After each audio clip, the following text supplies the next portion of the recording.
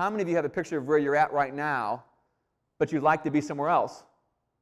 We all want something more of something, but how many people, you have a picture you've taken even further and you go, hey, here's where I'm at, but here's where I like to be.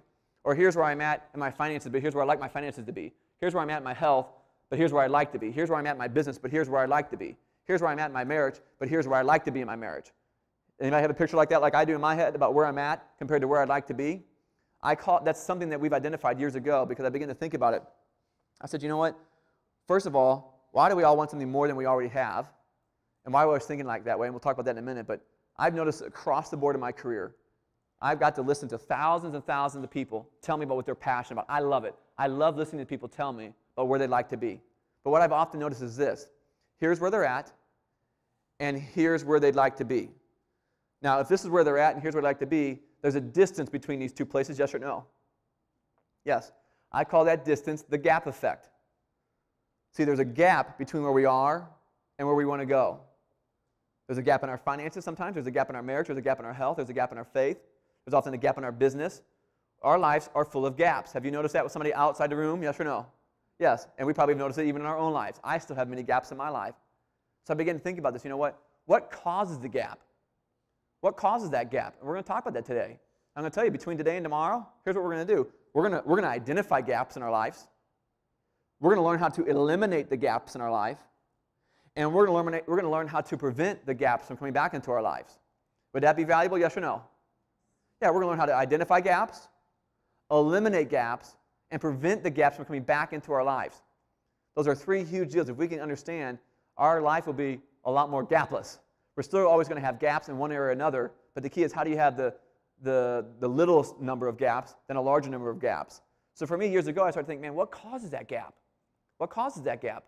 And fear is a symptom of some of it, but really what causes that gap is our foundation. What we believe is true in our foundation, which is often very tainted by the fear that we have in our life. And so fear is going to be huge. We're going to cover that. But I want you to know that gap between where you are and where you want to go is caused by something. And that's what we're going to be talking about. What causes that gap? Because I believe if you can identify it, then you can remove it, and you can eliminate it. If you can learn how to identify and eliminate, then you can learn how to prevent it from coming back. And so for me, that was just a huge awareness for me. Something else I think is very important about these gaps that you need to understand is this. Those things that you say you want, those things that you say you want to have in your life, they are in an area of discomfort for you. Did you know that? The things that you say you want that you don't currently have are in an area of discomfort for you.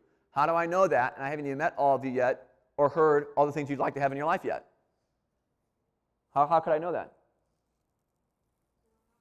Because you don't have them yet. They're the things that we say we want that we don't currently have. They're in an area of discomfort for us. If they weren't, we'd already have them. So you say, Keith, why would you be telling me that? Because you've got to learn something about discomfort. If you don't understand something about discomfort, every time you feel it, what are you going to do? You're going to run away from it. That's our default human nature relationship with discomfort. When we feel uncomfortable, when we feel discomfort, the first thing we want to do is we want to back up from it. That's the first thing we want to do. But what about this? If discomfort is linked to you getting where you said you'd like to go, and you're avoiding it every time you feel it, what are you never going to get? What you say you'd like to have or where you'd like to go. See, discomfort is linked to you getting where you want to go. Any season of promotion always has a season of discomfort before it.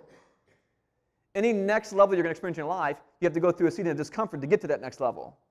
Because what my original mentor taught me was this. When I was 18 years old, one of the very first things he taught me was absolutely this. Keith, to do what you're called to do, to do the things that you have in your mind, you're going to have to learn how to be comfortable being uncomfortable. You know, Keith, why are you telling me that? Is this whole event going to be uncomfortable? No, I'm not suggesting that, although it might have some discomfort attached to it. But I'm going to suggest it's going to be a good kind of discomfort. You may say, that makes no sense to me, Keith. Discomfort and good. Those two words don't go together for me. Well, let me paint it to you this way. They might go a little bit more together than you think they do. You know, I look at this journey of movement and growth and getting the things we say we want in our lives a lot like fitness. You know, if you go work out and you haven't worked out for a long time, like I started running last year. When I first went out to run, or if you're not a runner but you went out and you ran a distance maybe longer than you think you'd be able to, what are you going to feel the next day? You're going to feel that discomfort. Now, some people say, Keith, I hate discomfort. Well, I got it. I think what you really hate is pain, which is much different than discomfort. You know, if I walked up to Ralph and I took your arm and I snapped it, that'd be pain. And we'd never want anything more to do with it. I've had a broken arm before, and I didn't think, man, you know, this feels kind of good. I could have another broken arm someday. I'd kind of look forward to the day I feel that again. That never went through my mind. It was pain. I didn't want anything to do with it. I wanted to get as far away from it as I could. And you do want to avoid pain. But for me, pain and discomfort are two different things. When I started running, man, I did. I felt discomfort the next couple days. And for me, it was several days. But at the same time, I thought, wait a second. I didn't know I had muscles there. Or I didn't know they still worked. And at the same time, yes, it feels uncomfortable. But at the same time, it's almost kind of like a discomfort that kind of draws you back in. Because like, wait a second. You know you're uncomfortable because you just did something that stretched your body beyond what you're used to having to have done. So you're kind of like, hey, I know I'm uncomfortable. It kind of feels good. I just ran a mile. Okay, for me, it was a half mile when I very first began. Why are you laughing? That wasn't one of my jokes. And I was like, man, but this feels kind of good. So what did I kind of want to do at some low level, even in that moment of discomfort? What did I kind of want to do? I kind of wanted to go back out and run again because I knew that was moving my body. I knew it was stretching me into another level of health. And so it got kind of addicting for me. Does that make sense? And I'm like, man, I kind of like how that feels. And you'll know when you hit it, won't you? Especially when you're working out. You'll know if you have a workout, if you're just kind of doing what you do, because the next day you'll feel the discomfort. If you're not feeling discomfort, I'm going to suggest you're not doing anything. You know, now I run 5 miles 3 days a week. So now that's where my comfort level's at. Now for me to go further than that, I probably would be sore again. And I have to go back out and say, you know what, it feels kind of good. But we've got to do the same thing in our lives. We're going to say, hey, wait, I enjoy the discomfort. You've got to get addicted to that kind of discomfort because that kind of discomfort is going to move you forward. Being fearful, staying comfortable isn't going to get you anything. I can tell you this. Some people say, Keith, you know what? My life is totally comfortable. Totally 100% comfortable. I don't have any discomfort. It's almost like they're wearing like a badge. I have no discomfort in my life. And there's nothing wrong or right about that. I'm just going to suggest if you have zero discomfort in your life, the truth is you're not doing anything. Truth is you're not going anywhere. You're not accomplishing anything. Now don't get mad at me. I didn't make that up. Don't shoot the messenger. That's Sir Isaac Newton talking. That's called the law of motion. You will not feel resistance until you are in motion. If you are not in motion, you'll feel no resistance. If you have a faith background, it's often said this way: Satan only attacks what he's threatened by. If you're not threatening him, you're just going to be left alone. Which means if you've got nothing going on in your life, no movement, means you're not doing anything of mass. You're not doing anything of huge influence or importance. You're just existing, you're drifting, you're settling. Nothing wrong or right about it. But you all just raised your hands and said you wanted to go somewhere else. Does that make sense? So I'm trying to show you how that settling can sometimes seep into fear. We paint it, we call it something else, we justify it, and then we end up settling. Is there anything wrong with settling? No. Just not what I heard you say you wanted. Is there anything wrong with being average? Is there anything wrong with being average? No, there's not. But I didn't hear anybody, I never heard my kids, I never did, I never heard any adult ever say this, hey man, when I grow up, I want to be average. When I grow up, have everything I can do, if I can just work it all out to where I can be average, that'll be great. That's not what anybody ever says. Now, it's what most people settle for because that's what most people get. Kind of like dogs. How many have a dog? Okay, great. You can probably answer this question. Do dogs like bones, yes or no? No, they don't. Dogs like steak. They settle for bones. See, we do the same thing in our lives. We do the same thing in our lives. We like steak. We want the steak. You raised your hand for a steak. I had you raised your hand and say, there's something else I want. There's somewhere else I want to be. That's the steak. But what happens is we settle for bones. Why is it? That's what we're talking about. Why does that happen? Our foundation is beneath the gaps. What we believe is true for us in our foundation. I'm going to describe it to you in just a few moments. But what we believe is there is where we will be or where we will not be, based on what we believe is true for us. And that's what causes the gaps. So let me know this. Let me ask you this, because I notice gaps like this in my life. Oh, that's a gap, that's a gap, that's a gap. I notice gaps everywhere. Everywhere you look, you'll probably see a gap. Don't make it wrong or right. Just be aware of it, because then we can identify it. If you can identify it, we can eliminate it. If you can identify and eliminate, we can prevent. That's where we're going. But let me ask you one other quick thing I think is very, very important. I trust that you've all noticed gaps in people's lives. But let me ask you this. How many of you have also noticed this? Not only are there gaps in our lives, but on top of that, we will not produce what it is that we say we want to produce, but we will continually and consistently produce the things we say we don't want to produce. Have you seen that before in life? How uncanny is that? So not only do we have a gap, but on top of that, we won't produce what we say we want, but we'll continually produce the things we say we don't want in our lives. That blew my mind more than the gaps did. I'm like, why would we do that? Why would I do that? Why would you do that? Why would anybody outside the room do that? Why would we have a picture of where we want to go, not produce what we say we want, but continually and consistently produce the things we say we don't want? Am I the only one that's ever noticed that? Or have you noticed that too? Yes or no? Yeah, we've seen that. So what's beneath that? It's our foundation. Our foundation is the source of all this. And you may say, Keith, I don't quite understand what you mean by foundation yet. You don't have to. We haven't got to it yet. But I'm making sure you understand the value of what it is I'm talking about, because if you don't understand it, it's going to go right past you. But I don't want it to go right past you, because the foundation is at the foundation of everything that we do and what we don't do. Make sense? So let me give you a quote right now. I'm going to give you a quote, but we're actually not going to probably actually get to it officially until tomorrow. But I want to give it to you right now. I think it's very, very important. This is actually our number one quote. This is actually our number one quote of everything that we do and we teach. This quote is why we built this entire company. It's why we built Mentorfish. It's why we built all these training events. It's at the bottom of everything that we do. That's the importance of it. I've dedicated the rest of my life to helping people understand this one quote. This one right here is a good one, but that's my second quote. This is the number one quote. You may want to write this down. Oftentimes in life, people will create results around wanting to be right, not necessarily successful. Oftentimes in life, people will create results around wanting to be right, not necessarily successful. Oftentimes in life, people will create results around wanting to be right, not necessarily successful. So the question you want to ask yourself is this: what is it you are looking to be right about? Did y'all catch that? Oftentimes in life, people will create results around wanting to be right, not necessarily successful. So the question you want to ask yourself is, what is it you're looking to be right about? Now, as we're going to go through the next day or two together, you're going to begin to understand that by tomorrow as well. But I can promise you this, even if you don't, I will walk you through that quote step by step tomorrow. Because that's what it comes down to. See, our foundation is what's determining what we are experiencing, what we're not experiencing in our life. And you may not know this right yet, but I'm going to show it to you and explain it to you, is what you want to be right about, whether you knew it or not, are the stories that are in your foundation. Maybe you've heard this old parable. It goes something like this. As a man or woman thinketh in their heart, so will he or she be. Ever heard that before? As a man or woman thinketh in their heart, so will he or she be. See, the heart is the foundation of who we are. It's what we believe is our truth. It's what we believe is untrue. It's what we believe is possible. It's what we believe is not possible. As we believe in our heart, so will he or she be. As we believe is true in our foundation, so will we be. Our foundation is going to produce the results for us. Nothing else, nothing more, and nothing less. That's why we have to start with the foundation. You can be as motivated as you want to be. You can have the best how-tos on the planet. But if your foundation isn't in the right place, those things won't do you any good. We're going to talk about this foundational stuff I've been telling you I'm going to draw here. I want to go back to this because this is at the foundation of everything that we do.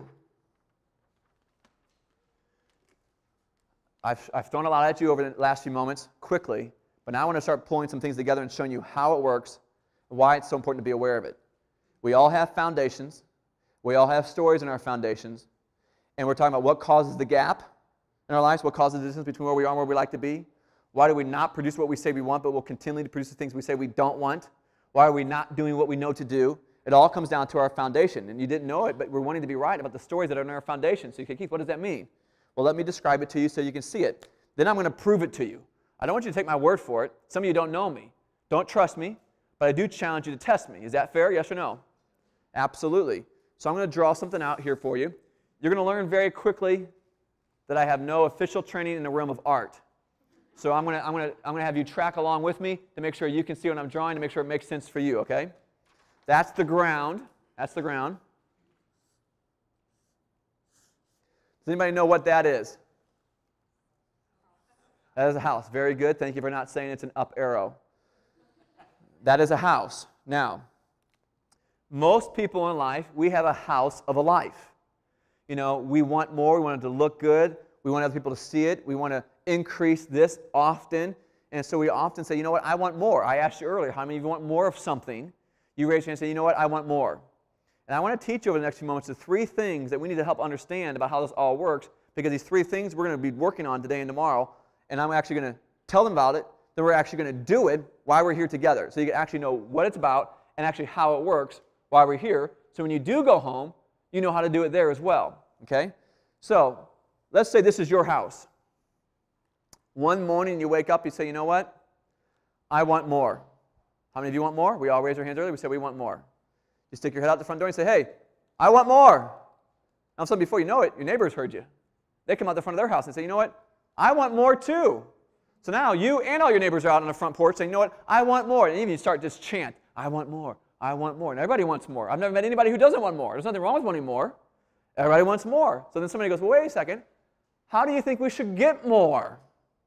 People say, you know what? I don't really know how we should get more, but I heard somebody one time somewhere tell me that if we paint our roofs blue, we'll have more. Somebody goes, that sounds interesting. That doesn't even make sense. Does that work? I don't really know. But before you know it, what's somebody doing? They're painting their roof blue.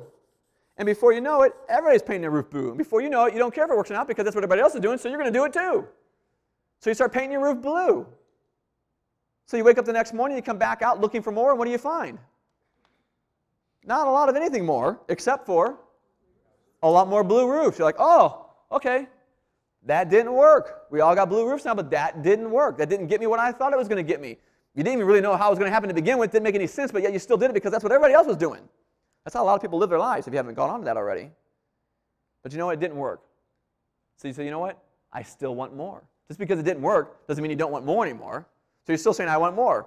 And guess what? Somebody else comes out their front door saying, I want more. So guess what happens again? Everybody starts chanting, I want more, I want more. That's a pretty easy cycle to see anywhere you look on the planet. I want more. Somebody goes, well, hey, how do you get more?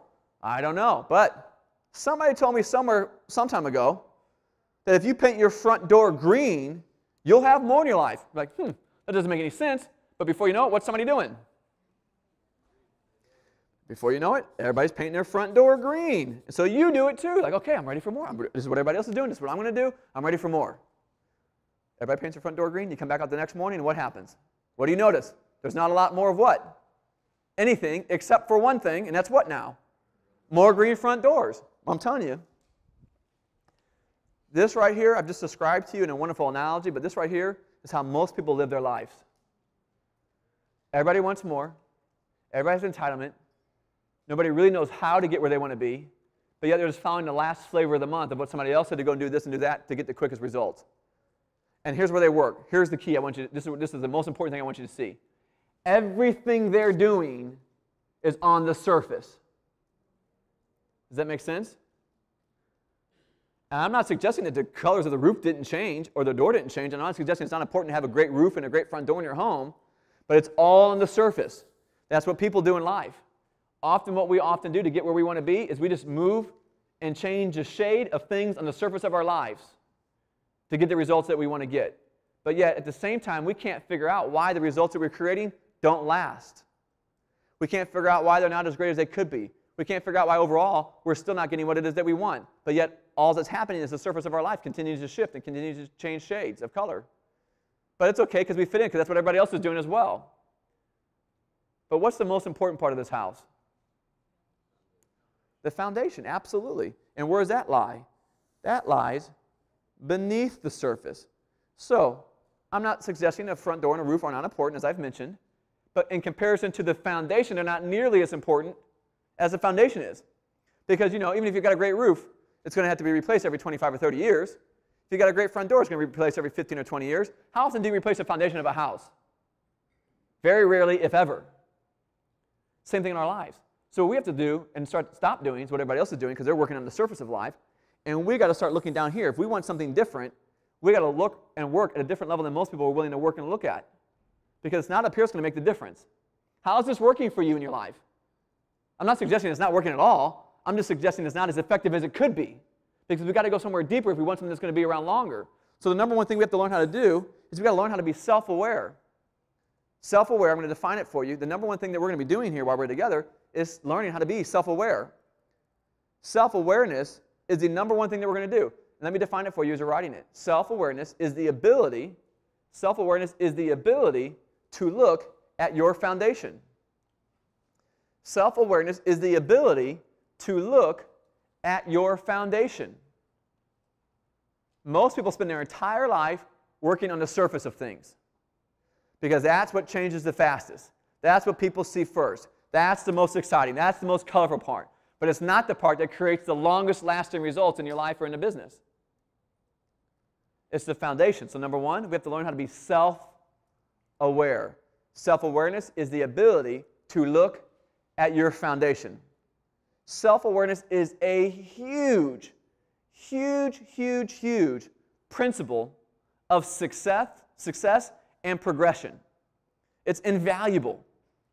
I've taught this in corporations. It's generated, self-awareness all by itself has generated millions of dollars in revenue. Pretty important, pretty valuable, yes or no? So let me ask you this.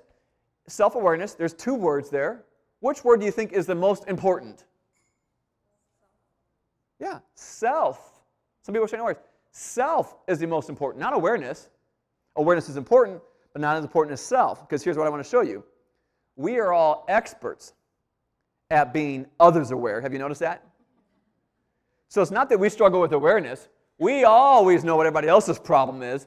We always know why everybody else's business isn't where it should be. We always know why their finances aren't where they should be, or why their kids are acting up, or why their marriage isn't working.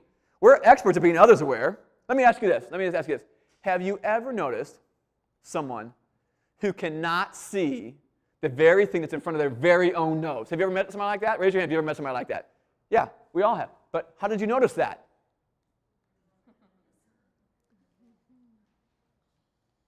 See, I'm suggesting you probably got a couple hundred people looking at you the same way. It's like that old analogy, that old parable.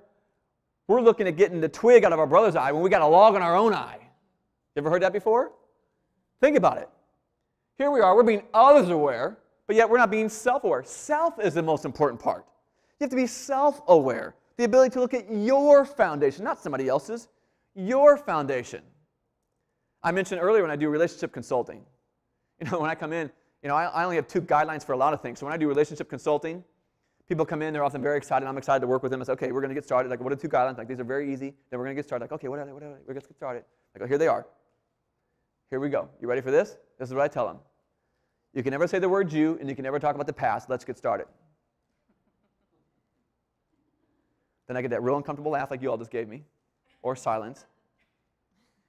You can never say the word you, and you can never talk about the past. Instantly, the wife's taking her 5-inch thesis and starting to slide it back into her big bag with wheels to take it back home with her.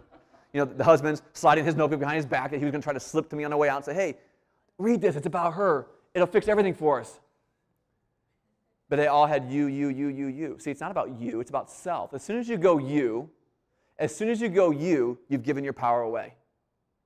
It's not others' awareness. It's self-awareness. We look at ourselves. It's such a huge, valuable tool. But it's so valuable. If it's so valuable and if it's so powerful, it can generate such a revenue. Why do so few people do it? You ever thought about that? If it's so valuable, think about it. Why do so few people choose self-awareness, the ability to look at your foundation? Why don't people choose it? Think about it. Share with me. What do you think? Some people say maybe it's ugly. It's ugly. It could be uncomfortable. What else? It's work. It could be difficult. Fear. What is it? Yeah, some people don't do that. Here's the truth. We're afraid of what we're going to find. We make self-awareness wrong. You know what everything you just gave me was? Is a made-up story that you have on self-awareness, and how's that story going to serve you in being self-aware? It's not. Who wants to do something hard? Who wants to do something deep or wrong? No, don't go there. It's not going to serve you. But that is the truth. That is why people won't look. People tell themselves it's going to be difficult. I'm not going to like what I find. It's going to be scary. This is going to be that or whatever, or I'm a bad person. No, it's not about any of those things. If you make it about those things, if you make yourself wrong, you won't look for very long. Have you noticed that? That's human nature. If you make yourself wrong, you won't look for very long. We don't like to be wrong. We like to be what? Right. It's one of the two biggest stories that runs all of us. We all have a need to be right, and we all have a need to look good. Those are two of the biggest stories that run all of us, every single person. Now, you may sit in your seat right now and say, Keith, those do not run me. I do not have a look good program. I do not have a need to be right. Those things do not run me. You're wrong. Well, welcome to your need to be right. It's Psychology 101, folks. I didn't write it. We all have a need to be right. We all need to look good. And so if we're going to make ourselves wrong, we won't look for very long. So I want to tell you something here, because that's what most people use to rob themselves of being self-aware. They don't want to look. Don't ask yourself if it's wrong or right. That's not going to serve you. Let me give you another question. This is going to change everything for you. At least it did for me. Don't say, when I'm going to be self-aware is what I'm going to find wrong. Ask yourself this question. Is what I'm looking at right now going to serve me? That's the question you want to ask yourself. Is what I might see, is it serving me? Ask yourself that question. Is this serving me? That's a way better question to ask yourself than, is this wrong? Is this broken? Or am I messed up? Because none of us are broken, none of us are messed up. That's a made-up story too. We often do have stories in our foundation that are not serving us. That's why it's so important to be self-aware. The ability to look at our foundation for things that are or are not serving us. That's what self-awareness is. Don't ask yourself if it's wrong, because you won't look for very long. Say, is this serving me? And that'll give you complete freedom to look at a level that you've never looked before. Does that make sense? Yes or no? So self-awareness is the ability to look at our foundation. You want to know why? Sometimes the blue roof and the green front door don't work? Because our foundation isn't working. Our foundation isn't as strong as it could be. Does that make sense? Yeah. I just have a question because, like the young lady across the room said, fear, this fear is holding me back. I mean, we all know, because we're all here, that there is a greatness inside of each one of us. And you're sitting here saying, like, look, self-aware, and this the thing that, like, in a neon, like, naughty sign keeps saying, like, I'm scared. Yeah. I have a fear to, like, really see what's inside of me. Yeah. But yet in my mind I know, like, well, it's greatness because, Donna's greatness, and again it's easy to be like, Donna, look, man, you're great. But like what is it that, I mean, like, if I know it's great and awesome, then why am I so scared? And I guess maybe that's why I'm here. Well, how many people can relate to what she's talking about? It's like that, I don't remember who wrote it. I want to say either Gandhi or the gentleman that was in prison for so many years, Nelson Mandela. It's not a fear of failure, but it's a fear of if we were really great. Who is it? Nelson Mandela. It's that fear of, what if we really are great? But you know what that throws up us against? It throws us up against our stories of worthiness. Are we really valuable? Are we very worthy? Is that really true? What if we really are great? And he's making the same point I am. The truth is we are. So the question is, why are you going to walk away from it? That's my point. You cannot walk towards it. You can only walk away from it. We all have greatness, but see, something in our foundation keeps us from wanting to see it often. And we're going to talk about that here in just a few moments. What are some examples of things that don't serve us? We all have greatness. It's this that's keeping us. You want to know why we don't do what we know to do? Because of our foundation. You want to know what causes the gaps in our life? Our foundation. You want to know why we don't produce what we say we want, but we'll continually and consistently produce things we say we don't want? Our foundation. Because there's something in there that we believe more as truth than what we think about. See, it doesn't say that man or woman wants it in their mind that so will he or she be. It says that the man or woman believes in their heart, so will he or she be. And I'm going to prove it to you in just a moment. So hang on with me for just a moment, but I can relate to exactly what you're talking about. Yes, sir.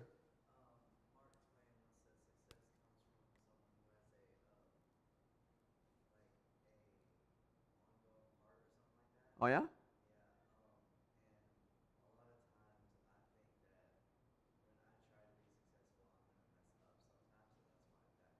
Exactly. Sometimes when we try to be successful, you're sharing it, we back away because we're afraid we're going to fail or we're going to mess something up. I can promise you this. If you're afraid to look foolish, you're foolish. Because messing up is part of the formula. It's part of the formula that equals success. It's like, I'm sure you've heard this before, the Thomas Edison interview. He was sitting down with an interviewer, and the interviewer asked him, Thomas Edison, how does it feel to fail over 10,000 times trying to create the light bulb? And Thomas Edison did a 1-2 take. He's like, me? You talking to me? Yeah, I'm talking to you. How does it feel to fail over 10,000 times? Thomas Edison said, I've never failed once. I've successfully found out how a light bulb does not work over 10,000 different ways. We laugh at it because it's funny, but that's exactly what he believed. He knew every single effort he made had a piece of the formula that someday equaled the success of the light turning on. If he believed anything less than that, we'd probably be sitting in the dark still today. But we don't apply it to ourselves. See, messing it up, there's value in everything. That's why I'm teaching you. We're going to continue to work on it. You look for the value. You pull value from something because that's not what we normally do. That's not our default deal.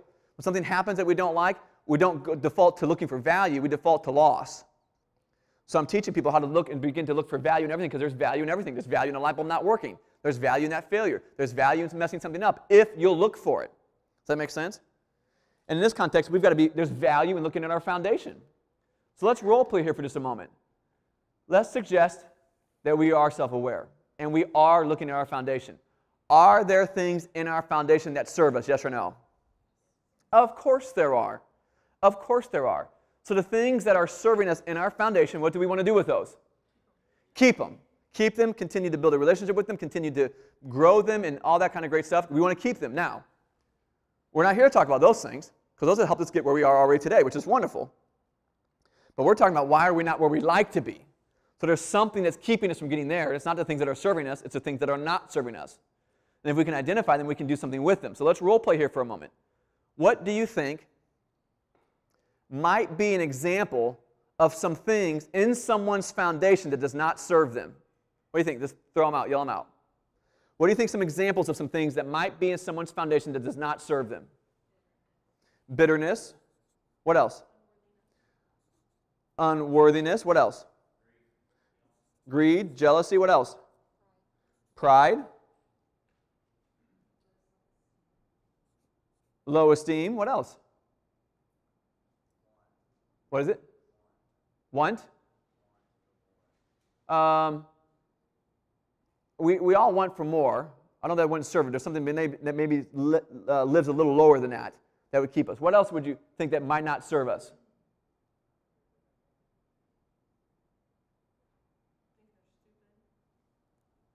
Okay. Stupid.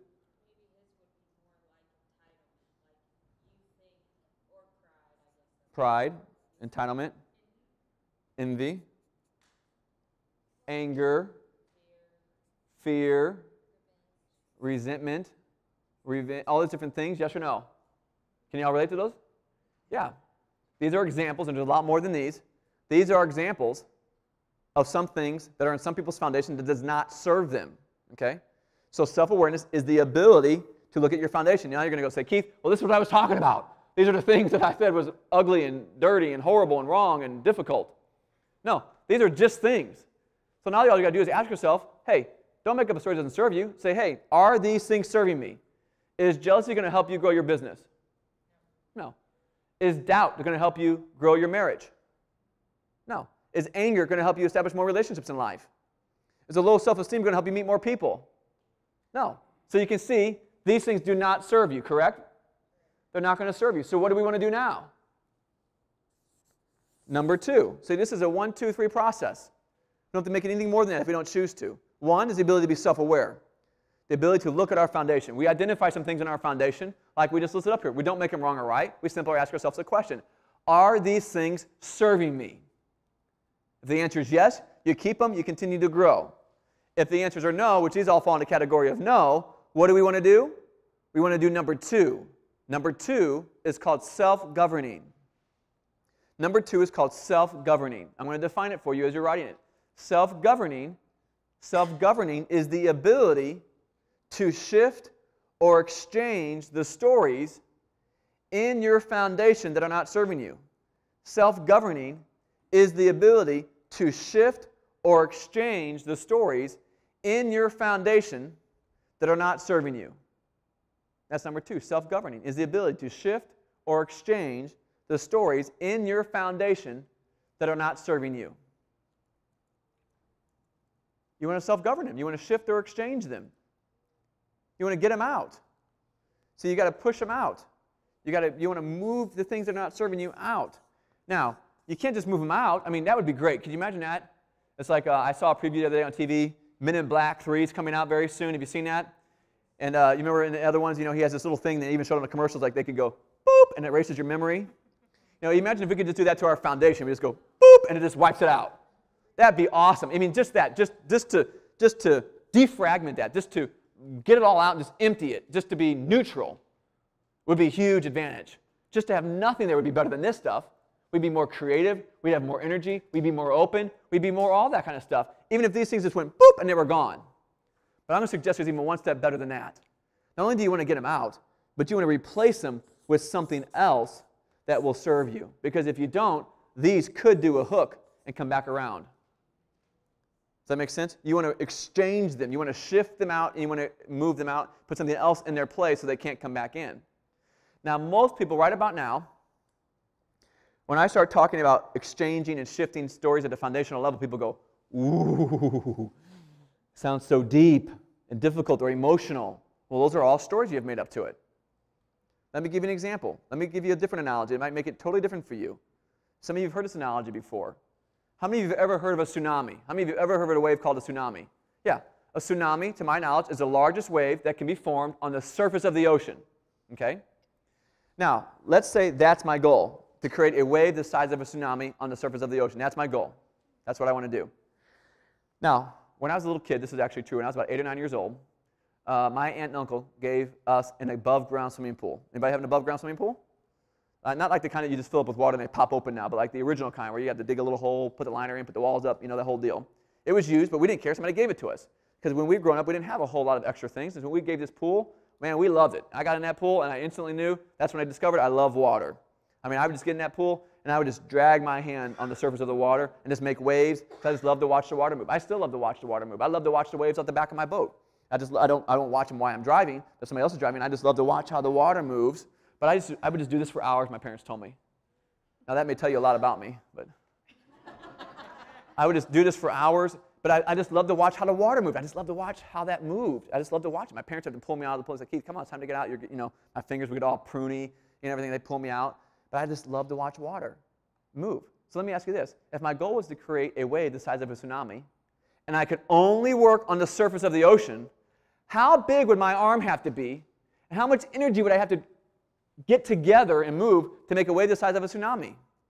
My arm would have to be like gargantuan arm. I have to have like all this supernatural, superhuman power to make it move at that level of a rate to get that wave the size of a tsunami on the surface. If I could only work on the surface of the ocean, I don't think it's even scientifically possible. But what I'm telling you is this. At the very least, I would feel overwhelmed. How many of you have ever felt, let me ask you this way. How many of you know somebody outside the room who's ever felt overwhelmed in their life? You want to know why? Because they're trying to get where they want to be, only working on the surface of their life. They're trying to do just what I described to you. They're trying to get that arm out there. Their goal is to create that wave the size of a tsunami, but they're only working on the surface of their life. Well, how's that working for them? Not as effectively as it could. Let me ask you this question, though. How many of you know how large of a shift is necessary in the foundation of the earth that has the potential to cause the wave the size of a tsunami on the surface of the water? Anybody know? 4 inches. A 4-inch shift in the foundation of the earth has the ability to cause a wave the size of a tsunami on the surface of the ocean. Pretty powerful if you think about it. So you say, Keith, what does that have to do with this? Let me ask you this. How many of you would be open to making some small 4-inch shifts in the foundation of who you are to create that wave the size of a tsunami on the surface of your life? How many of you would like to do that? Absolutely. Would that be exciting, yes or no? Okay, calm down. I want you to curb your enthusiasm just a little bit. Don't anybody going crazy on me here today. I know your belief may not be there quite yet, but we're going to walk it through here today and tomorrow. That's what we're talking about. Some small 4-inch shifts in the foundation of who we are can cause the wave the size of a tsunami on the surface of our life. See, we think it's about the roof and the door and the surface. No, it's not. I'm not saying those things are irrelevant. They're important, but they're not nearly as important as the foundation of who we are. That's why it's important to look at the foundation of who we are, because we have stories in our foundation. Those stories will make the difference on what we do not do in our lives. See, you may think you're making your decisions in your life. The truth is you're not. 95% of all the decisions you make, you're not even making. What's making them for you? Think about that. If you think you're making 95% of all decisions in your life and you're not making them, what's making them for you? Your foundation. Exactly. And see, Keith, that sounds crazy. That sounds crazy. Well, let me give you an example, a real life one, because I want you to see how this works. Years ago, a little newspaper called the New York Times, anybody ever heard of it? Did a study on this very same thing, on this very same phenomenon that we've been talking about. How this foundation makes a difference in what we do, what we don't do, how it affects the results in our life or the results that we don't create in our lives. This is what they did. They did a study studying the exact same phenomenon I'm talking to you about right now. They put 2 ads in the paper for an accounting position, all right? The ads were worded word for word the same. They read exactly the same. Same location, same visibility, same run, everything. Word for word identical, except for the pay and the phone number. One ad said mid to high 30s pay. The other ad said six-figure pay. Everything else was identical except for the pay and the phone number so they could track which one called which number, that kind of thing. Guess how many people called for the mid to high 30s ad? Thousands of people. Thousands. So many, they actually lost count. Thousands of people called for the mid to high 30s ad. Guess how many people called for the six-figure ad? 7. Is that crazy or what? Why? What made the difference? The ad? No, they were word for word the same. The only difference was the pay. So what made the decision on which ad the people called? Their made-up stories about what the position would require or what it would look like. So you know what? What causes the gaps in our life? Our foundation, what we believe is true for us. The ads were identical. Whoever showed up was going to get the paycheck. But let me ask you this. Now, I'm making this part up. This was not part of the study, but I'm going to make this part up, and you tell me if you think I've gone too far.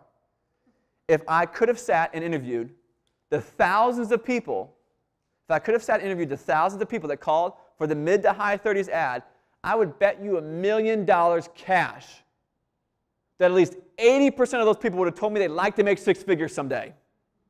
Is that too far? I don't think so. I bet 90% would have told me that. It wouldn't even go past my belief that probably 98% of them would have told me. I believe all of them would have wanted to, but only 98% would have told me because if they said yeah, they would have had to answer why they didn't call the ad then. My point is this. Everybody wanted to make it, so why did they call the ad that didn't match what they wanted? You know what we're doing every day in our life? The exact same thing. We say what we want. We talk about where we want to be. We have this picture where we like to be, but we're dialing the other number every single day of our lives. You want to know why? Because it's your foundation that you're dialing in accordance with. You want to be right about this. You know, they had to be right about they weren't worthy. I don't have the education. They didn't even know they had the education. They didn't call the number. They could have said, you don't need any education. But they had a story made up that says, you know what, I need to have this education. Or I need to have this level of experience. And it was all made up. So they left something on the table that they could have had because if their stories down here didn't match up. They say, I'm unworthy of six-figure pay. I can never make that kind of money. So they don't create it.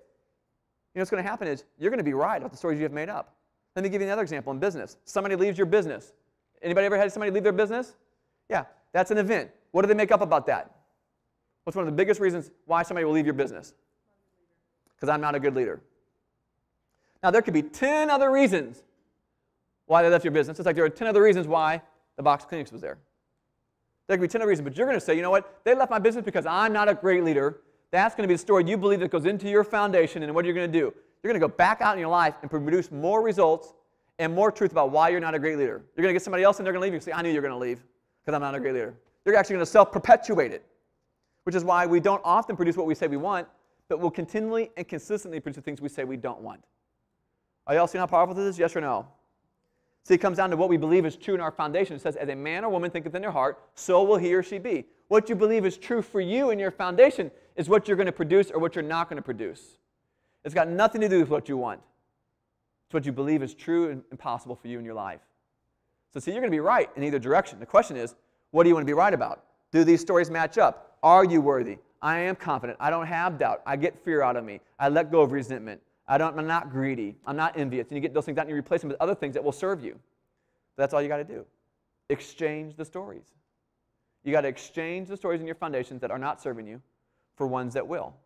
And then what will begin to happen in your life? Something totally different than what you're experiencing right now. Because see, you're going to be right either way. Just be right about the things that will serve you in the direction of where you want to go. Does this make sense? Any questions about this? That's what number 2 is, self-governing.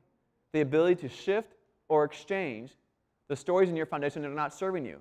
You say, Keith, that sounds very powerful. It is very powerful. And guess what? We're actually going to do it while we're here tomorrow. See, today, we're going to be about self-awareness. When we get back from lunch a little later, that's what we're going to do all afternoon. We're going to practice being self-aware. Self-awareness is the ability to look at our foundation. That's the identifying the gaps. Number 2 is self-governing. The ability to shift or exchange the stories in our foundation not serving. You know what that is? That's eliminating the gaps. We're going to do that tomorrow morning. And then tomorrow afternoon is all about how do you prevent the gaps from coming back into your life. But see, it'd be useless to talk about prevention if we haven't talked about identification. It'd be useless to talk about elimination if we don't know how to identify them. So it's a process. We have to be self-aware before we can exchange. And we got to learn how to eliminate before we can prevent.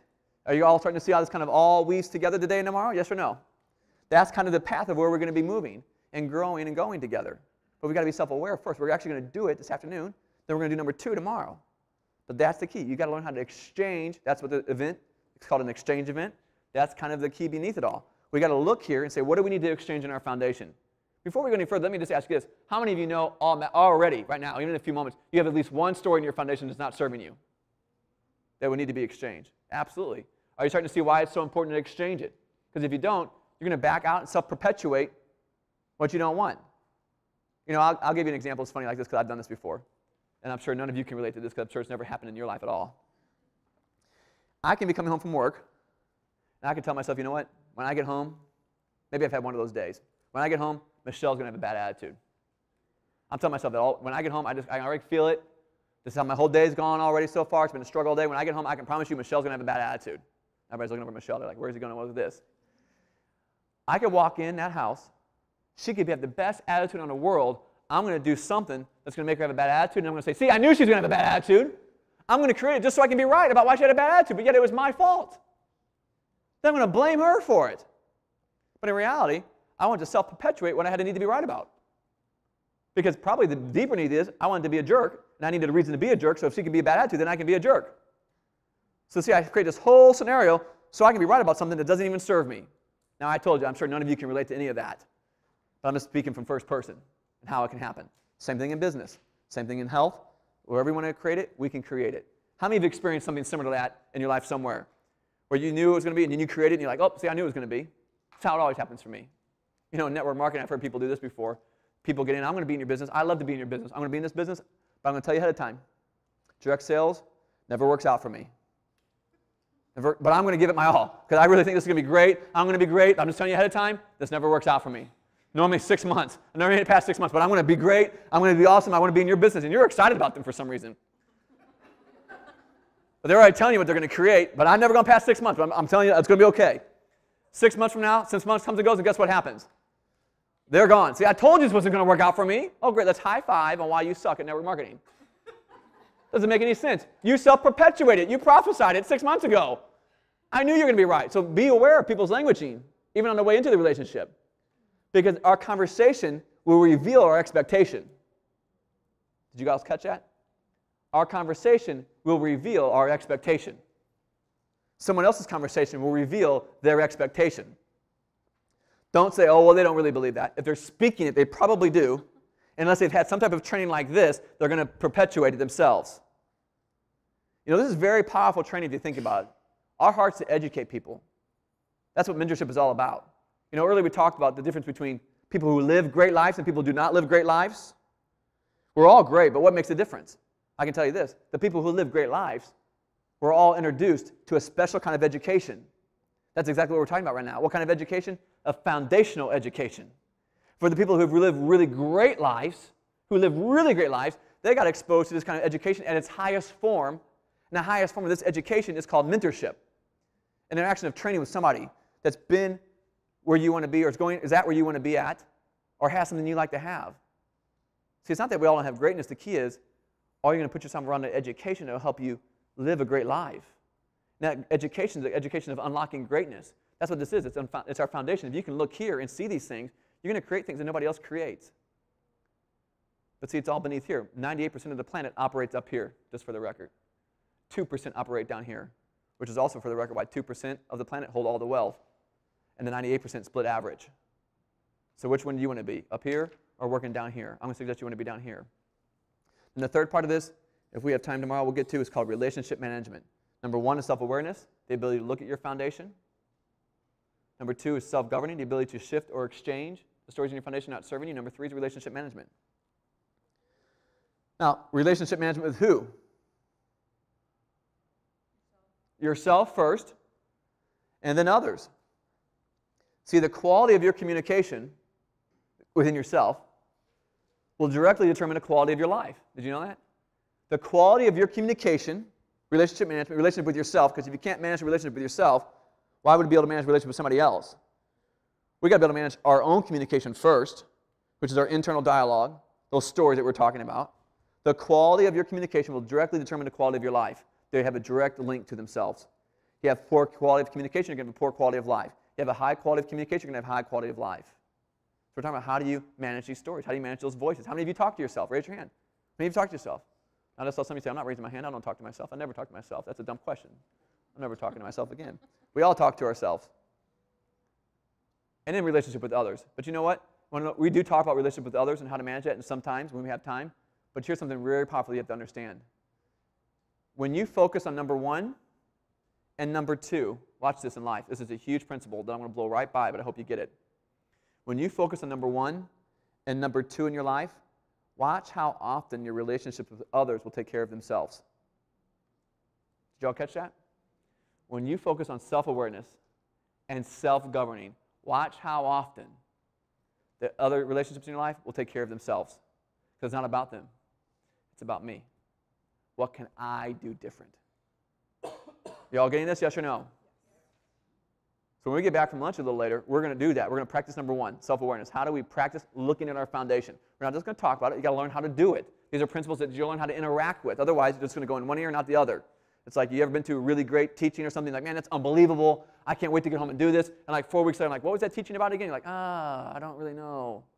Or you hear something really great and you get home like, man, how does this work again? Or how do I do it? Or what do I need to do? So I'm going to not only show you the principles, we're actually going to practice them while we're here so you can begin to develop a relationship. These are the three things that we teach: self-awareness, self-governing, relationship management. They're going to help you identify, eliminate, and prevent the gaps in your life. Because we always have a gap between where we are and where we'd like to be.